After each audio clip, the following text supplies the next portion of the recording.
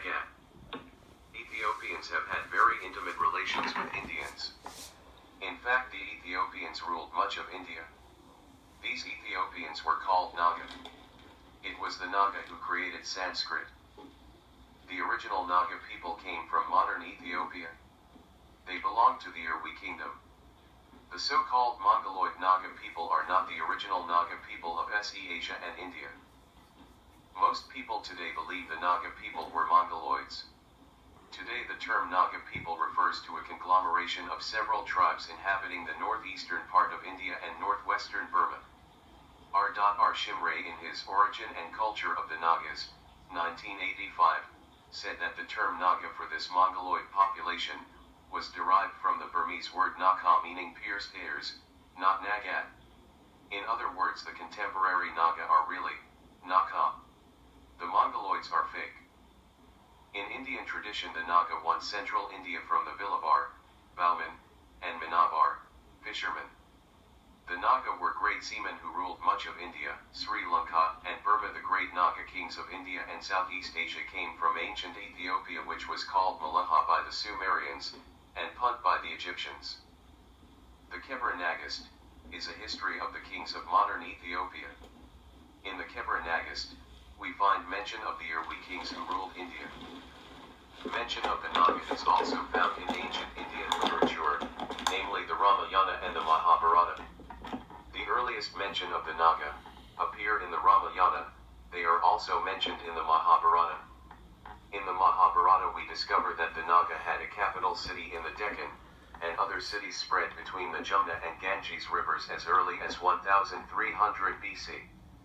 The Dravidian classic, the Silapatikaram, made it clear that the first great kingdom of India was Naganadu. A reading of ancient Dravidian literature which dates back to 500 BC, gives us considerable information on the Naga. In Indian tradition, the Naga won central India from the Vilabar, bowmen, and Manabar, fishermen. The Naga were great seamen who ruled much of India, Sri Lanka, and Burma. To the Aryans they were described as half man and snake. The Tamil knew them as warlike people who used the bow and noose. The Naga came from Kush/Ethiopia. The Puntites were the greatest sailors of the ancient world. In the Egyptian inscriptions there is mention of the Puntite ports of Outkilit, Hamsuk, and Takaru, which corresponds to Atulis, Hamasin and Tigray. In Sumerian text, it is claimed that the Puntites traded with the people of the Indus Valley or Dilmun. According to S.N. Kramer, in the Sumerians, part of Punt was probably called Malaha, and Dilmun was probably the ancient name of the Indus Valley. Today some scholars maintain that Oman, where we find no ancient cities, was Dilmun, and the Indus Valley may have been Malaha. Ancient Ethiopian traditions support the rule of Puntites or Ethiopians of India. In the Kebra Nagast, we find mention of the Irwi kings who ruled India. The founder of the dynasty was Siabasi Angabo. This dynasty, according to the Kebra Nagast, began around 1370 BC.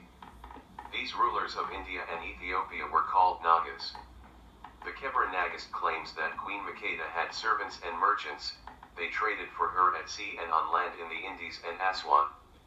It also says that her son Ibn Hakim or Menelik made a campaign in the Indian Sea. The king of India made gifts and donations and prostrated himself before him. It is also said that Menelik ruled an empire that extended from the rivers of Egypt, Blue Nile, to the west, and from the south Shoa to eastern India, according to the Kebra Nagast.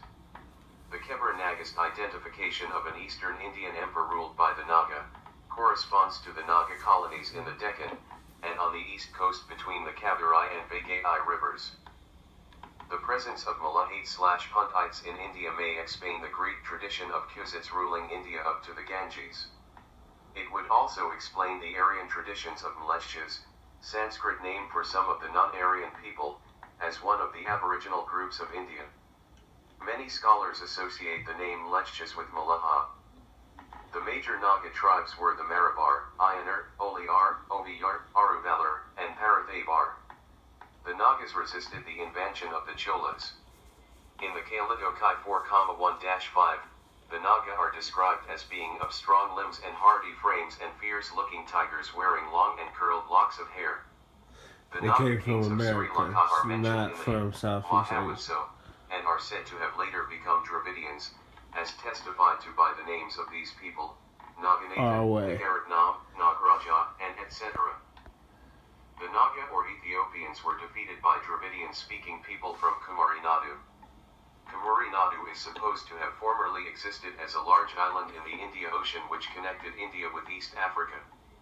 This landmass is mentioned in the Silapatakaram, which said that Kumari Nadu was made up of 7 nadus or regions. The Dravidian scholars Ada Yarkunalar and Nachinar wrote about the ancient principalities of Tamilaham, which existed on Kumari Nadu. Kumari Nadu was ruled by the Pandyans/Pandyans at Madurai before it sunk beneath the sea. The greatest king of Kumari Nadu was Sengun. According to Dravidian scholars, the Pandyans worshipped the goddess Kumari Amman. This Amman probably corresponds to the ancient god Amman of the Kushites. The Kalidokai 104 makes it clear that after the Pandyans were forced to migrate off their island home into South India, to compensate for the area lost to the great waves of the sea, King Pandya without tiresome moved to the other countries and won them. Removing the emblems of tiger, cholas, and cheras, he, in their place inscribed his reputed emblem fish, pandyas, and valiantly made his enemies bow to him. The Funan civilization in Southeast Asia was founded by the Nagas. The Nagas in Southeast Asia were also called the Khmer.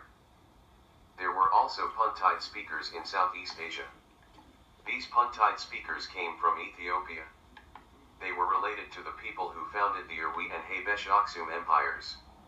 These Puntites are usually referred to as the Naga or Sea Kings. The Khmer Kingdom, Funan, and Cochin China were all once ruled by blacks, predominantly Naga, and Dravidians tribes. As in India, the culture bearers of Funan were mainly Naga, a representative of local native royalty of Funan. The first Naga ruler in Southeast Asia was an engineer.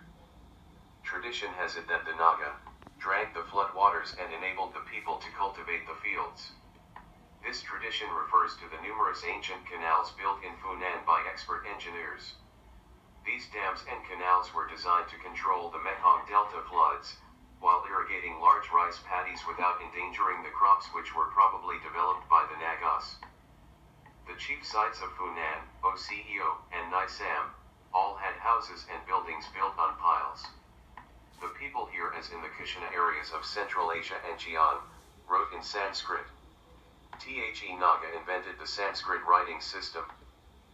The Naga, who early ruled Cambay, may have been responsible for the spread of Indian carnelian beads to Southeast Asia as early as 1000 BC. This Naga brings to mind the kings of Ur we called Nagast. The tax collector was called Nagashi. This similarity between the Naga of Funan and the Nagast of Erwi is so striking that it suggests the possibility the Erwi and/or Aksumite colonists may have been early established along the waterways of Southeast Asia. The cities of Funan were laid out along the canals with boats used for transportation. The houses of Funan were built on piles, and were reported to be very splendid. The greatest Indo-Chinese civilization was Khmer blacks who ruled over Angkor Wat for 600 years. The Khmer received much from the Hindus, especially the Hinduized, Naga and Dravidian, kings of Java who helped them exploit the fertile soil of the Mekong. The Khmers were a diverse people. Although many Khmer were Austroasiatic speakers, other people spoke Ge'ez and Tamil. Sanskrit was used by the Khmer as a lingua franca. They wrote in the Devanagari script, which was invented by the Nagas or Ethiopians. Some Khmer practiced human sacrifice and a form of spirit worship as in Ethiopia. Their houses were built on wooded stilts and thatched with leaves. They were already